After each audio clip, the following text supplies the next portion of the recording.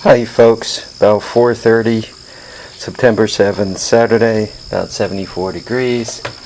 Getting a little overcast out. Wind's picking up a little bit. Might get a shower tonight. So I gotta start putting some stuff away. Two things. First of all, mail check. The tires did come for that quad over there. Let's see. That guy, the 350 SX. So here they are. Vanco tires, 2, and you can see 24 by 9 by 11, and they were like $126 delivered, which I thought was a steal. It claims they have 4-ply rating. You see the 4 then ply rating. So this is where they came from. Green tire. They were an eBay deal. So there's that. Secondly, because I'm always messing with the 185 and 200S motor. They're kind of the chosen motor of the horde. So given that, I'm always trying to stay one step ahead when it comes to spare parts. Nuts, bolts, flywheels, stators, that kind of stuff. Fans, the basket for the recoil. So this was a great deal. The flywheel with the starter basket and the fan and the 4 bolts that hold it on, and the flywheel's a nice shape. The keyway's good. So the flywheel,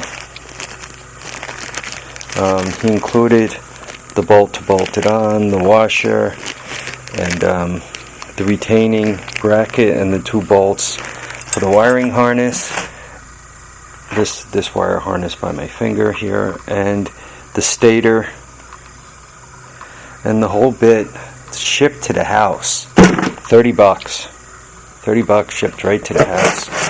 I keep an eye out for these type of things, and I watch them on eBay, and because once again I'm regularly play with flywheel, stators, that kind of stuff. So CDIs.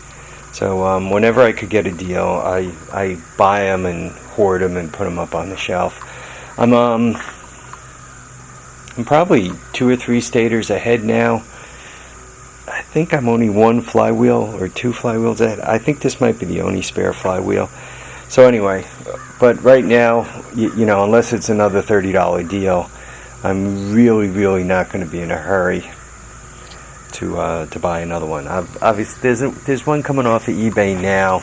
I think it's $59 delivered or best offer, and you know, as a matter of fact, it might have just expired. So don't mind my babbling. I've burned myself out today. A couple of things when it comes to the hoop building here. I did a lot of the boring stuff that needs to be done. You know, I'm not going to call it monkey work as in a derogatory saying, but you know, like all these things, right? You gotta bind all these together. So, and I mean, there's a lot of joints, you know. So I did that, and I put the second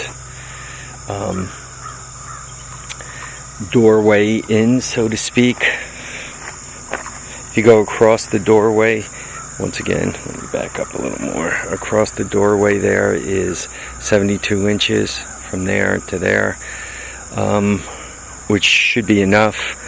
It's this shed.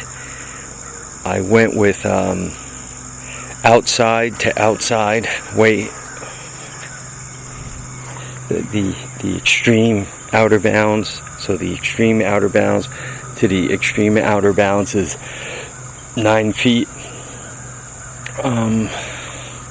And it looks like, you know, I can still walk under this, and there's a little bit of space. So I mean, maybe could have even squeezed 9, 6, or 10 foot out of it. Given that I'm not putting a floor in, it really doesn't matter much. The wider you make it, right, the walls start to get rounder, which makes it harder from that point of view. The reason why I went with 9 foot wide is this guy here is 8 foot, and I went 8 foot because of the dimensional lumber. And there's nothing wrong with going 8 foot for dimensional lumber, but it's a tad tight for the three-wheelers when you go rear end with a front end in the middle. You know what I mean? You're right on the edge of 8 foot. So an extra few inches I just thought would be a little more helpful. So I put a foot on it, and then, you know, lost, I don't know, about 7 inches of the foot to the dimensional lumber here. So it's like 8, just under 8.6. Call it 8.6 just for a laugh. That extra 6 inches, it'll make it just a little easier to squeeze the bikes in and out and around. So the way this is set up is theoretically 3 sets of bikes will fit in here. You know, 3 there, 3 in the middle, 3 on the end. And then what you do is the center one, you put the front wheel in, you have the wide rear end. Same with that side. So that's so 3 bikes, 9 three-wheelers would fit in here. Probably, I can probably get, I could get probably 6 small quads in. I don't think I'd get, I don't know. But if I put 3 three-wheelers in here,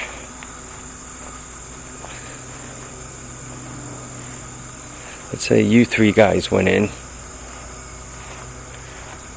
and then that's small, so 1, 2, 3, these 3 quads. That quad's still alone, that quad out there is still alone, and that quad's still alone. I don't know, could you guys see it, that quad? So I'm, you know, but this really needs to be the last building. I just have nowhere else to put anything. From here on, I'm just going to have to strip and part and make some space that way. I got rid of 2 tractors. You remember when I did the tractor inventory?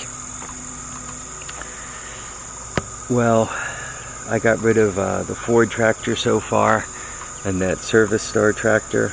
I'm sure there's at least another few, maybe the word several should come to mind, should go. In the land of golf carts.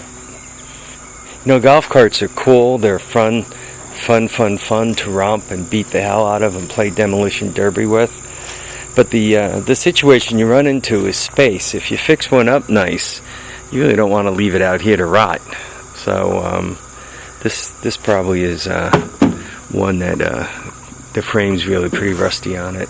This is one that should come out of here, get parted out, and go.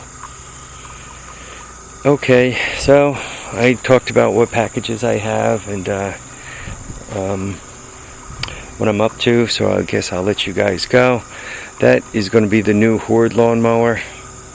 The lawnmower with the bent up blade, broken motor mount on the body and on the cast aluminum casing, so that one's getting retired. I should pull the carburetor and a few other things off of it because it does start fairly well. The carburetor's not all gummed up. So, alright folks, live, love, and have a great time. We'll catch you on the next episode of The Horde. Have a great Saturday night. Go out and have fun. We'll catch up with you tomorrow. Next video will probably be the flea market vlog. Let's hope I find something. Thanks for watching, guys. Thanks for subscribing and thanks for commenting.